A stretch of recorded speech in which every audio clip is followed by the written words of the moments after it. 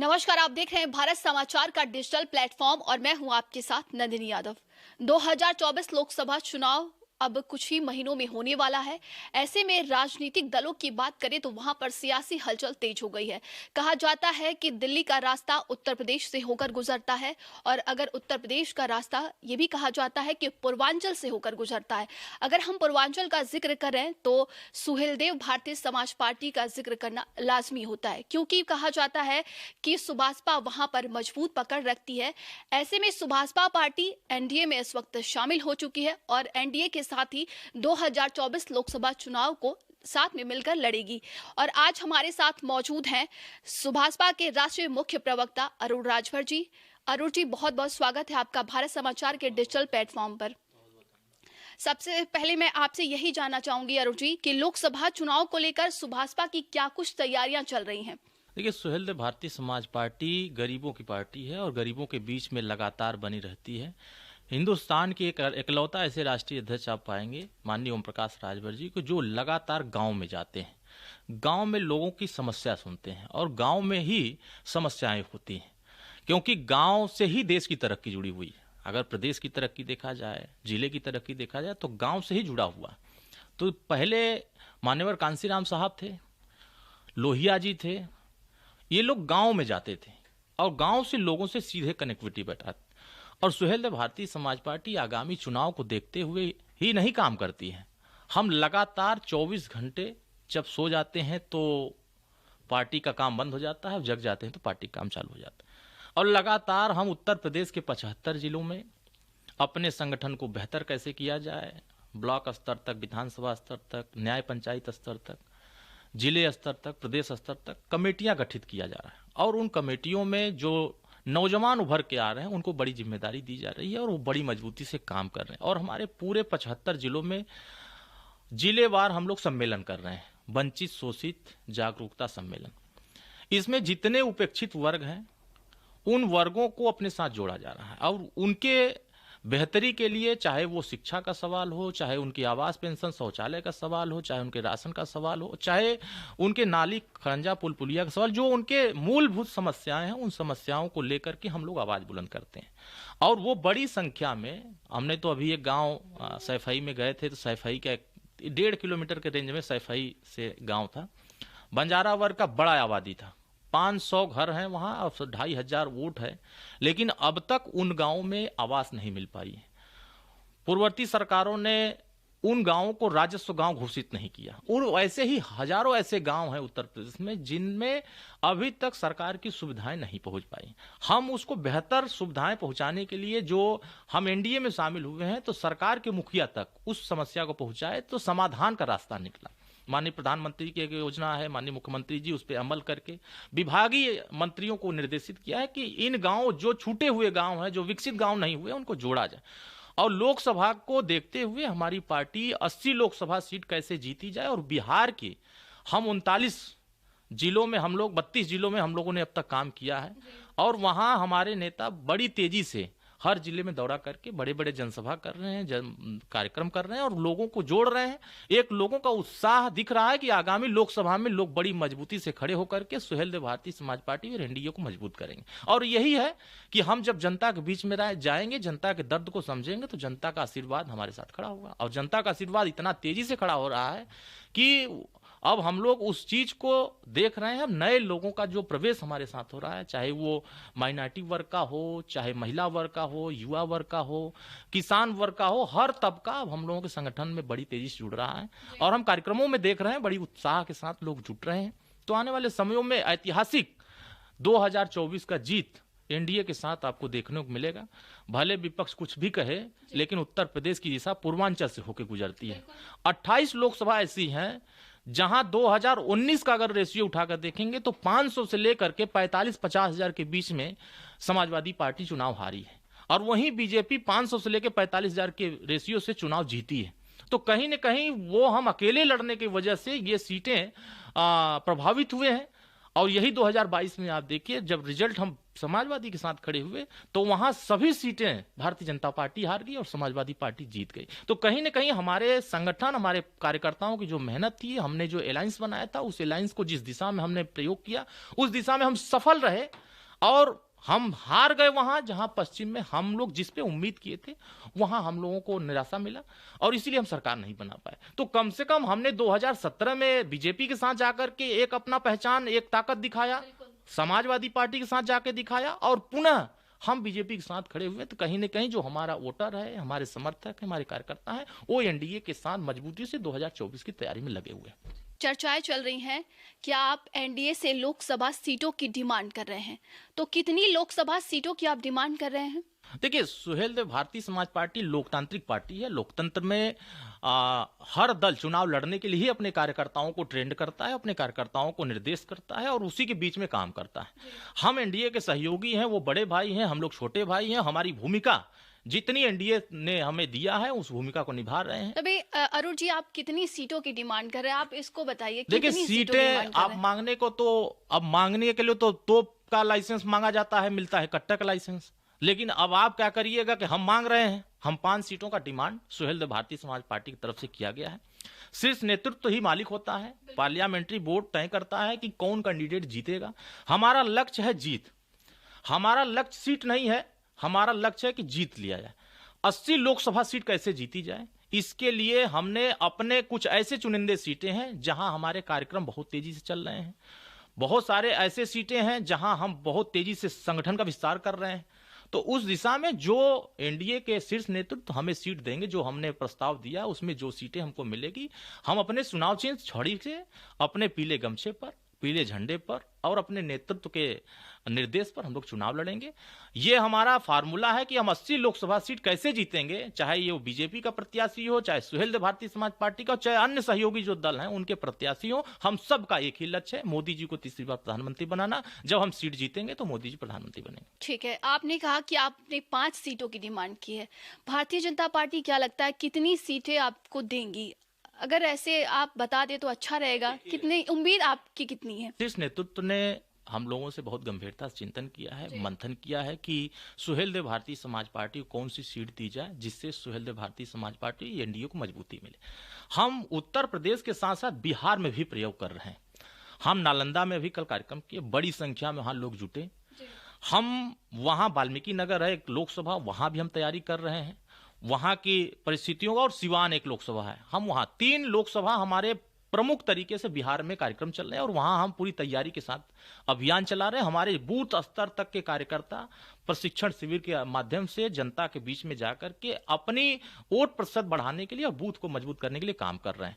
तो अब बिहार में भी और उत्तर प्रदेश, हमारा 2 राज्य में फोकस है। हमें जहां तक उम्मीद है शीर्ष नेतृत्व हमारे इन उम्मीदों को आगे बढ़ाएगा और हमारी पार्टी को लड़ने के लिए हमारे सिंबल पर हमारे प्रत्याशी चयनित करेगा। तो मुझे उम्मीद है कि जो भी सीटें मिलेंगी 100% उस सीट को जीत करके हम लोग एनडीए को मजबूत करने का काम करेंगे। 2022 विधानसभा चुनाव के बाद आप समाजवादी पार्टी से अलग हो गए। इसके बाद आपने एनडीए का दामन थामा।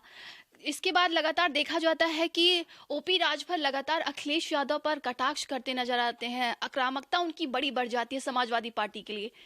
नहीं, देखिए, हम आक्रामकता नहीं करते हैं। हम जिस सिद्धांत के साथ, जिस विचार के साथ लड़ते हैं, उस लड़ाई में व्यक्ति जब बातों को घुमाने लगता है और आपके सामने निराशा दिखने लगती है तो उनकी सच्चाई भी उजागर करना जरूरी हो जाता है। हम पूरी ताकत लगा करके 2022 में लगे थे उनके साथ और हम इस उम्मीद से लगे थे कि उनको हम सीएम बना लें। आप देखिए, वो चुनाव हारे कहाँ हैं? हमारे गढ़ में तो नहीं हारे, वो अपने घर में हार गए। एटा, इटावा, सैफई, कासगंज, रामपुर, मुरादाबाद, संभल, सहारनपुर। अब उठा के देखिए वहां की सीटें। जिन सीटों पर उनका प्रभाव था, जिन सीटों पर उनको उम्मीद थी जिस सहयोगी से, उस सहयोगी तो नाकाम साबित हुए और जहां उम्मीद कम थी वहां उनको भरपूर झोली में भर दिया गया। अब आप अगर सहयोगियों को बार्गेन करके या उनको अंधकार में रख करके आगे आप बढ़ना चाहेंगे तो नहीं बढ़ सकते। हमारी भी संगठन के लोगों की एक उम्मीद होती है कि हमारा नेता मेहनत कर रहा है तो हमको भी फल मिलना चाहिए। 38 सीट देते हैं आरएलडी को और चुनाव जीत के आते हैं 8 ठो, हमें देते हैं 16 ठो, अब 12 प्रत्याशी अपने देते हैं, हम 6 ठो जीत के आते हैं, उनको राज्यसभा भेज देते हैं और हमारी पार्टी को बस झुंझुना कुछ नहीं थमाते हैं। तो हम क्यों उनके साथ मेहनत करें? हमारी भी तो पार्टी कार्यकर्ताओं की मंशा है कि हमारे लोग आगे बढ़ें, लेकिन नहीं, आपकी मंशा साफ है कि छोटे दल के जो अति पिछड़े वर्ग के लीडर हैं वो पिछड़े वर्ग के लीडरों के बराबर न खड़े हो। वो सिर्फ और सिर्फ अपना लीडर बनकर रहना चाहते हैं। इसी वजह से कोई छोटा तबका का लीडर वहां पनप नहीं पा रहा। और इतिहास यही है कि मान्यवर कांशीराम ने सबको समेट करके एक साथ बांधा तो सरकार बनाया। मान्यवर इनके नेताजी ने जो संघर्ष किया, उन्होंने सबको समेट के चलाया तो सरकार बनाया। यहां वन मैन की तरह आप काम करिएगा तो आप आगे नहीं बढ़ पाइएगा। नेताजी ने सबको यही सिखाया था कि सभी वर्ग को लेके चलो, सबको भागीदारी दो। लेकिन आज हमने एक टिकट मांगा था कश्यप के लिए। पश्चिम की किसी भी विधानसभा में एक कश्यप को टिकट दे दीजिए, आपको वहां 2500 विधानसभा में आपको कश्यप वोट देगा। एक टिकट नहीं दिया। मजबूरन हमें अपने प्रत्याशी को रामपुर मैनपुरी सीट से करहल का प्रत्याशी ले जाकर हम लोगों ने सिद्धार्थनगर में लड़ाया। अगर वो करहल का प्रत्याशी कहीं अगर बगल की सीट पर लड़ जाता तो वो एक संदेश देता, लेकिन नहीं, अति पिछड़ों को टिकट नहीं देना है। जब टिकट नहीं देंगे तो बीजेपी उसको टिकट दे रही है, उसको विधायक बना रही है, उसकी पार्टी मजबूत हो रही है। आप टिकट नहीं देंगे तो आपके साथ कोई नहीं रहेगा। आप वही स्थिति रही है। इसी वजह से उत्तर प्रदेश में माननीय ओम प्रकाश राजभर जी को टारगेट किया गया, सपा द्वारा टारगेट किया। उन्होंने एक कबूलनामा भेजा तलाक का, हमने कबूल कर लिया। कहा भाई तलाक तलाक तलाक, हमने कहा कबूल कबूल कबूल। तो जब उन्होंने तलाक दे ही दिया और हम ही को नहीं दिया, अपने चाचा को भी चिट्ठी थमाया था स्वतंत्रता तो चाचा के साथ आ गए हैं। नहीं तो वो तो उस समय आए जब धक्का खा लिए, पूरा घूम लिए, परिक्रमा कर लिए, देखे अब कुछ नहीं हाथ लगने वाला तो शरणम गच्छामि कर लिए। लेकिन हमने अपने वसूलों पर कभी समझौता नहीं किया। हमने लड़ाई लड़ना स्वीकार किया। हम सत्ता छोड़ के लड़ाई लड़े, सत्ता में रह के लड़ाई लड़े। कौन सी लड़ाई हमने छोड़ी? हमारे नेता गरीबों के बीच में रहते हैं, गरीबों के लिए काम करते हैं, वंचितों के लिए काम करते हैं। यही चीजें समाजवादी को पसंद नहीं आती। हम उनको सही राह दिखाते हैं और सही राह दिखाने वाले वहां वही हो जाते हैं कि किसी मतलब के नहीं रहते हैं। और 2022 चुनाव के बाद से वो खुद स्वीकार ये करते हैं कि हम नहीं चाहते थे हमारी सरकार बने। मैं दावे के साथ कह सकता हूं, पूरी जिम्मेदारी के साथ कह सकता हूं, उन्होंने ये बात स्वीकार किया कि 2022 में मैं खुद नहीं चाहता था कि मेरी सरकार बने। और इसलिए नहीं चाहते थे कि जितनी घोषणाएं किए थे एक भी घोषणा पूरा नहीं कर सकते। मोदी जी से ये मिले हुए थे 2022 में, भारतीय जनता पार्टी से मिले हुए थे कि हमारी सरकार न बने। आरोप लगाते हैं भाजपा पर। भाजपा का अगर सबसे बड़ा कोई सहयोगी है उत्तर प्रदेश में तो वो समाजवादी पार्टी। हम पूरी ताकत के साथ 2022 में लगे, पूरी कुर्बानी दिए, अपने कार्यकर्ताओं को पूरी ताकत के साथ लगाए। कितने लोग बीमार हो गए, 40 टेम्परेचर डिग्री गर्मी में हम लोग परेशान थे। लेकिन ये 5 स्टार होटल में बैठ के खाली ये नेता नहीं काम करेगा, वो नेता, जितने नेताओं को लिया इन्होंने, एक नेता का प्रयोग नहीं किया। सिर्फ सिंगल अपना नेता बन के रहना चाहते हैं। तो जहां सिंगल नेता रहेगा वहां बाकी नेता नहीं रहेगा, सबके मोह भंग होंगे, सब भारतीय जनता पार्टी में चले जाएंगे। अब आने वाले लोकसभा देखिएगा, इनके दल के बहुत सारे ऐसे नेता हैं जो समाजवादी पार्टी छोड़ करके भारतीय जनता पार्टी का दामन थामेंगे, क्योंकि इनकी मनसा स्पष्ट नहीं है। ये लोगों को अंधकार में रखते हैं। अंधकार में रहेंगे तो अंधकार में चले जाएंगे। ठीक है, जैसा कि आपने बताया कि समाजवादी पार्टी के कई नेता आपके संपर्क में हैं। चर्चाएं ये भी चली बीच में कि सुभाषपा की तरफ से ये कहा जा रहा है कि इंडिया गठबंधन के कुछ नेता उनके संपर्क में हैं। तो अगर इंडिया गठबंधन के नेता कुछ आपके संपर्क में हैं, अगर ऐसी बात, जनता ये भी जानना चाहती है कि क्या अगर इंडिया गठबंधन की तरफ से सुभाषपा को बुलावा दिया जाता है तो उसमें शामिल होंगे क्या? इंडिया गठबंधन है? कहाँ है इंडिया गठबंधन? उत्तर प्रदेश में बताइए कौन सा इंडिया गठबंधन है? मध्य प्रदेश में बताइए कौन सा इंडिया गठबंधन है? बिहार में बताइए कौन सा इंडिया गठबंधन है? छत्तीसगढ़ में बताइए कहाँ है? तेलंगाना में बताइए कहाँ है? कर्नाटका में कहाँ है? देखिए, अन्य देशों के अन्य इलाकों में राजनीति करने वाले लोग ये सब दगे हुए कारतूस हैं और दगे हुए झालर इकट्ठा होकर के वो सोचेंगे कि मैं एक बड़ा बल बन जाऊंगा, तो फ्यूज बल बन के रह जाएंगे। क्या हुआ उत्तर प्रदेश में? समाजवादी पार्टी जिसके साथ दोस्ती करना चाह रही है, सब कांग्रेस के साथ, मध्य प्रदेश चुनाव में क्या क्या कहा? क्या देश की जनता ने नहीं सुना? चिरकुट तक कहा, धोखेबाज तक कहा, कांग्रेस पार्टी बीजेपी की बी टीम तक कहा, कांग्रेस भाजपा एक जैसी पार्टी कहा, और यहां तक कि कहा कि जाति जनगणना का सबसे बड़ा अगर कोई विरोधी है तो कांग्रेस पार्टी है। अब इसका मतलब कि आप इन सब चीजों को कहने के बाद भी अगर वहां हाथ जोड़कर खड़े हो रहे हैं कि मेरे साथ मैं गठबंधन में रहूंगा, तो एक ऐसा गठबंधन, ये दिल का जो दर्द है ना, वो दिल में इतना दर्द भर गया है कि मध्य प्रदेश का अभी असर आएगा, उत्तर प्रदेश टिकट बंटने दीजिए। कितने उत्तर प्रदेश के ऐसे कांग्रेसी हैं कह दिए हैं कि अस्तित्व नहीं है। तो जिस दल का अस्तित्व उत्तर प्रदेश में नहीं है तो उससे दोस्ती की बात क्या है? इसका मतलब कि बीजेपी की बी टीम बन के काम करना है। तो इंडिया गठबंधन ने ठाना है मोदी जी को तीसरी बार प्रधानमंत्री बनाना है। ये अभियान इन सब का चल रहा है। तो पूरे प्रदेश के लोग, देश के लोग ये जान रहे हैं कि गरीब कल्याण के लिए मोदी जी काम कर रहे हैं, माननीय ओम प्रकाश राजभर जी काम कर रहे हैं, आदरणीय योगी जी काम कर रहे हैं, और ये नारा दे रहे हैं पीटीए। नारा तो इंदिरा गांधी जी ने भी दिया था, नारा तो राजीव गांधी जी ने दिया, गरीबी हटाओ। नारा देना अलग विषय है, उस नारा में काम कितना किया है ये महत्वपूर्ण है। आप पीडीए का नारा दिए हैं, मैं तो सवाल कर रहा हूं, बड़ी जिम्मेदारी से सवाल पूछना चाहता हूं सपा या बसपा कांग्रेस के उन तमाम नेताओं से जो लोग ये कहते हैं कि मैं पिछड़ों की लड़ाई लड़ता हूं। पीडीए में पिछड़ा आता है, पिछड़ों के हित में क्या काम किया है? 27% आरक्षण की 22 सिफारिशें कांग्रेस से समझौता करके आप लंबे समय तक 50 साल सरकार चलाया, लेकिन कभी 22 सिफारिशें लागू नहीं होने दिया। जाति जनगणना कभी कांग्रेस लागू नहीं होने दी, उसके बाद भी हम पिछलग्गू बन के वहां हाथ जोड़ के खड़े हैं कि हम तुम्हारे साथ हैं। तो कांग्रेस पार्टी, समाजवादी पार्टी जिस तरह से बयानबाजी आज की डेट में कर रहे हैं, उनके पीडीए का नारा का हवा निकल गया मध्य प्रदेश। हमने यादव मुख्यमंत्री दे दिया और उसका रिश्ता निकल गया उत्तर प्रदेश। अब उनको चिंता हो रही है कि वो आ जाए यहां तो हमारा क्या होगा। तो अब क्या होगा, अब सोचो। यही होगा कि यहाँ के यादव हाथ जोड़ के माला फूल लेके खड़े हो गए हैं कि मोहन यादव जी आइए, आपका स्वागत है, उत्तर प्रदेश में अब आपकी जरूरत है। अब तो भाजपा को वोट देने जा रहे हैं। इधर कुछ मुसलमान नाराज थे आजम खान साहब से, अब वो कह रहे हैं कि बहुत बजा लिया बाजा आप सपा का, अब आ रहे हैं इधर भाजपा के साथ, हमको सम्मान यहाँ मिलेगा। तो यहां भी वो लोग लाइन लगा ले, पसमानदा सम्मेलन जोरों पर चल रहा है, पसमानदा लोग जुट रहे हैं। बचेगा इनके साथ कौन गठबंधनवा में? 38% तो वैसा भाजपा के साथ खड़ा हो गया है। अब वह जो अगल बगल वह बैठे हैं सपा कार्यालय में, वह वोट देंगे, वही मोदी जी को रोकेंगे। नारा देखिए 2022 में भी दिया था भाजपा साफ का, क्या हो गया? आप रणनीति मजबूत नहीं लगाते हैं, आपके पास क्षमता नहीं, आप अपरिपक्व नेता है, कच्चे कान के कच्चे। अगर आप वास्तव में जमीन का कार्यकर्ता जो सच्चाई बता रहा है उसको अगर इग्नोर कर रहे हैं तो फिर आप आगे कभी नहीं बढ़ सकते हैं। और हमने देखा है कि ये पीडीए का नारा मध्य प्रदेश में ले जाकर किसको जिता रहे थे? 3000 वोट पाए हैं, कांग्रेस 16,000 पाई। अब बीजेपी वहां 32,000 से जीत गई। जिताने किसको गए थे? ये गए थे पीडीए बना के भाजपा को जिताने, और जिता के बना दिए मुख्यमंत्री। बधाई देने के लिए तो हमने कहा ही था कि बधाई दे दीजिए, यादव जी मुख्यमंत्री बन गए। आपके पीडीए के तीनों लोग बन गए, पिछड़ा भी बन गया, दलित भी बन गया, अपर कास्ट भी बन गया।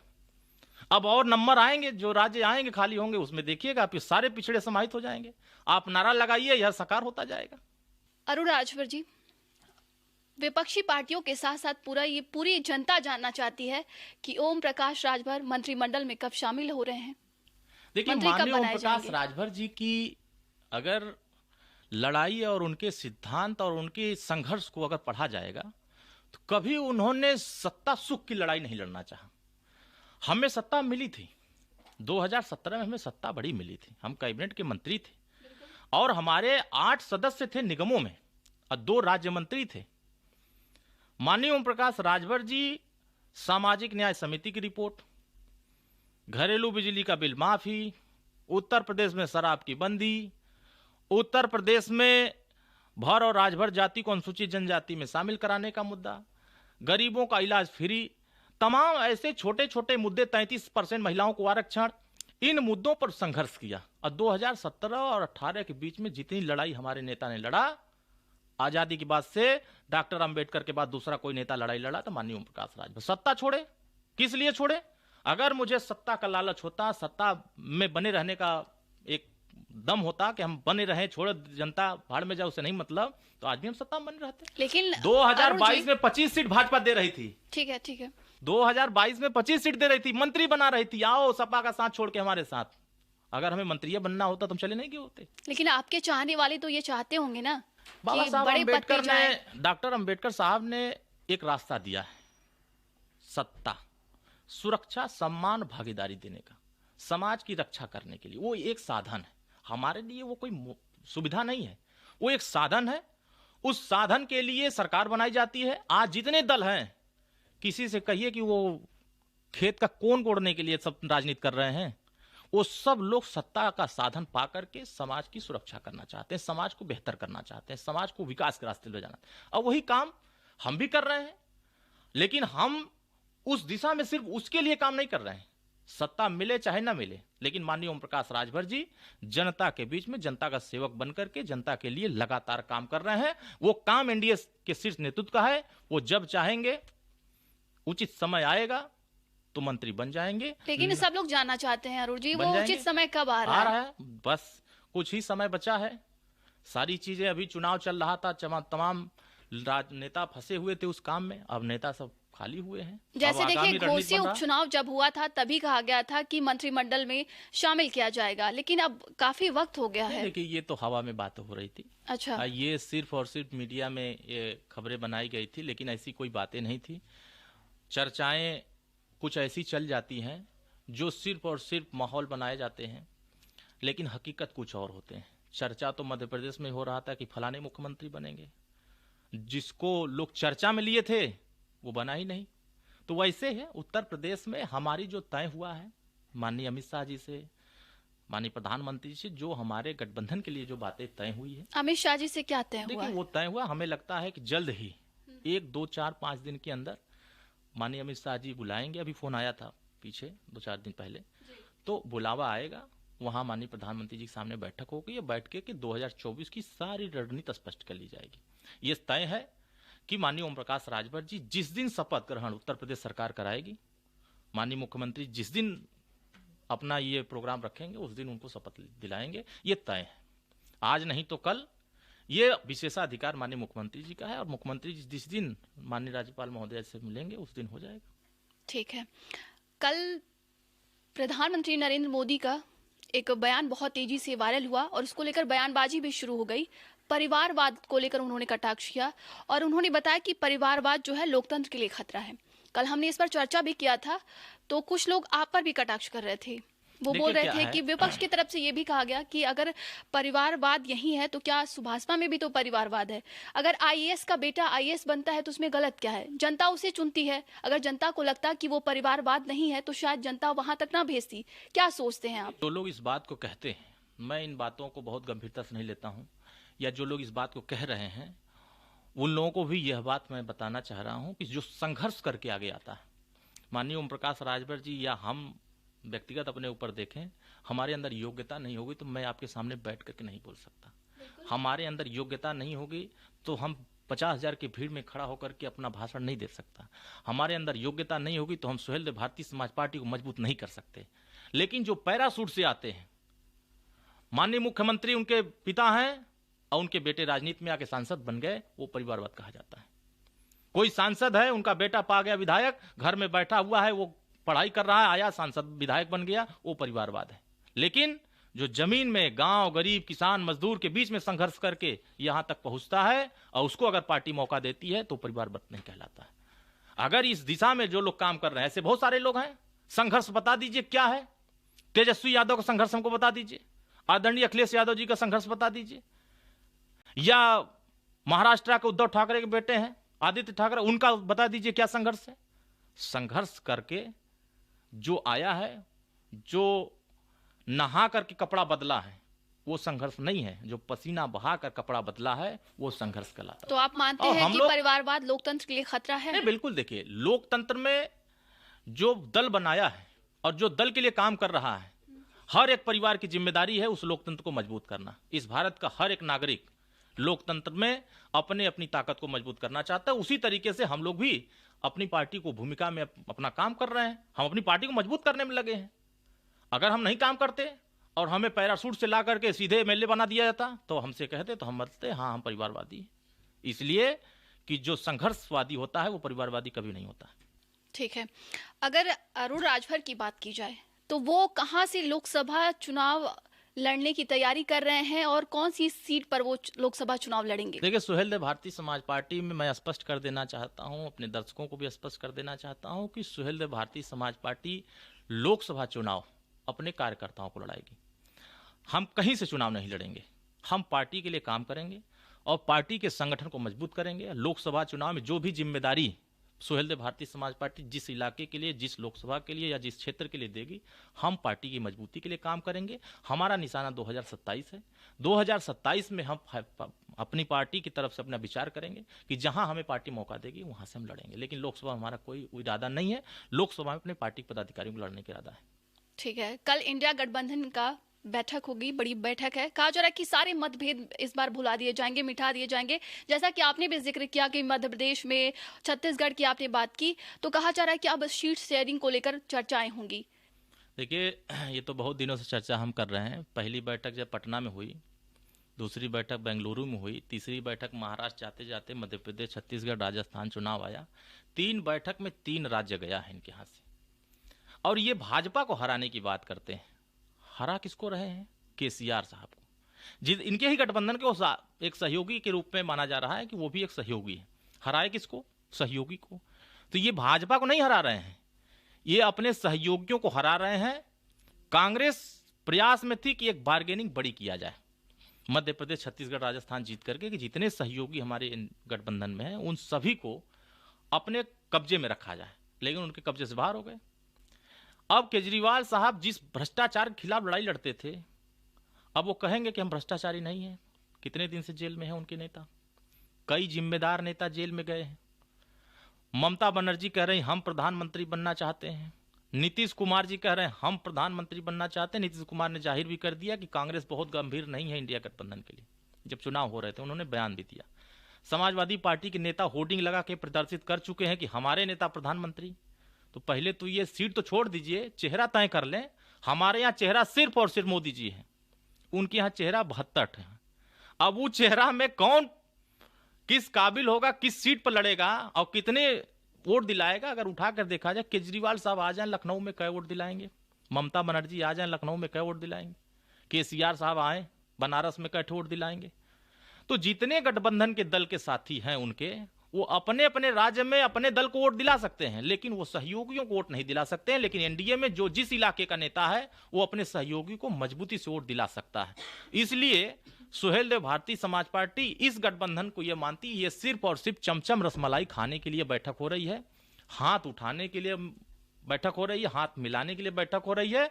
चुनाव जैसे ही यह सूचना जारी होगा, हाथ झटक झटक के सब भागने लगेंगे, कोई एक साथ नहीं लड़ेगा, सब अलग अलग चुनाव लड़ेंगे। जैसा चुनाव अभी देखा गया, अभी विधानसभा चुनाव में भी यही दिखाया। हकीकत सच है कि वोट कैसे मिले, सत्ता कैसे मिले, और सत्ता पाने के लिए कुछ भी कर सकते हैं। अभी कांग्रेस पार्टी के एक बड़े नेता 350 करोड़ रुपया सामने आया, पकड़ा गया, लेकिन कांग्रेस पे जवान देने को तैयार नहीं है, बयान कुछ देना ही नहीं चाहती, कोई भी चर्चा नहीं करना चाहती। इसका मतलब जो भ्रष्टाचार पर प्रहार हो रहा है, ईडी सीबीआई ने जो कार्रवाई शुरू कर दी है, इससे सारे इकट्ठा होकर के जितने भ्रष्टाचारी है वो मोदी जी को हराना चाहते थे। देश की जनता बेवकूफ तो है नहीं, देश की जनता जान रही है कि 50 साल कांग्रेस को दिया मौका, तो ये घोटाला, वो घोटाला, ये घोटाला, लेकिन मोदी जी इतने साल, 7 साल, 8 साल होने जा रहा है, एक भी घोटाला सामने नहीं है। तो कहीं ना कहीं आने वाले समयों में इस विपक्ष के गठबंधन में कोई दम नहीं है, ये सब हवा फायरिंग है, इनके गठबंधन में कोई दम नहीं है। एनडीए की सरकार बड़े बहुमत से बनेगी, यही सब गठबंधन के लोग बनवाएंगे। ठीक है, हमारा आखिरी सवाल है अरुण जी, बीएसपी का आप हिस्सा रह चुके, 2002 में जब अलग हुए, इसके बाद सुभाषपा पार्टी का गठन किया गया, बीएसपी की तरफ से बड़ा ऐलान किया गया है, 2024 लोकसभा चुनाव के पहले ही आकाश आनंद को उत्तराधिकारी बनाया गया है। तो कुछ लोग कह रहे हैं कि अब बीएसपी पार्टी खत्म हो चुकी है, और कुछ लोगों की तरफ से ये भी कहा जा रहा है कि बीएसपी की ये नई रणनीति है युवाओं को साधने के लिए। क्या कहना चाहेंगे आप? वो बहन जी का अपना अंदरूनी मामला है, उनके पार्टी का एक अंदर का मसला है कि उन्होंने किसको उत्तराधिकारी बनाया, किसको नहीं बनाया। लेकिन बहन जी ने उत्तर प्रदेश की नब्ज को पकड़ लिया है, और उन्होंने जिसको भी उत्तराधिकारी बनाया वो उत्तर प्रदेश को बहुत नहीं समझते हैं। और उत्तर प्रदेश एक ऐसा राज्य है जो बसपा का बहुत बड़ा राज्य माना जाता है और प्रभावशाली राज्य माना जाता है। हर चुनाव में बसपा का वोट प्रतिशत घटता चला गया। कोई ऐसा चुनाव न हुआ हो जिस चुनाव में ये सारा वोट शिफ्ट कहाँ हो रहा है, ये सब बीजेपी की तरफ शिफ्ट हो रहा है। जो वोट बचा है उस वोट को बरकरार रखने के लिए एक आयोजन चल रहा है। लेकिन मुझे ऐसा लग रहा है कि जो 5 किलो राशन जा रहा है, गरीब कल्याणकारी योजनाएं जा रही हैं, उनके घर बनाए जा रहे हैं, उनको शौचालय दिए जा रहे हैं, उनको आयुष्मान कार्ड दिए जा रहे हैं, उनके इलाज कराए जा रहे हैं, उनको बेहतर सुविधाएं जो प्रोवाइड हो रहा है, मुझे ऐसा लगता है कि आने वाले लोकसभा चुनाव में बड़ी संख्या में दलित समुदाय भारतीय जनता पार्टी वोट करेगा।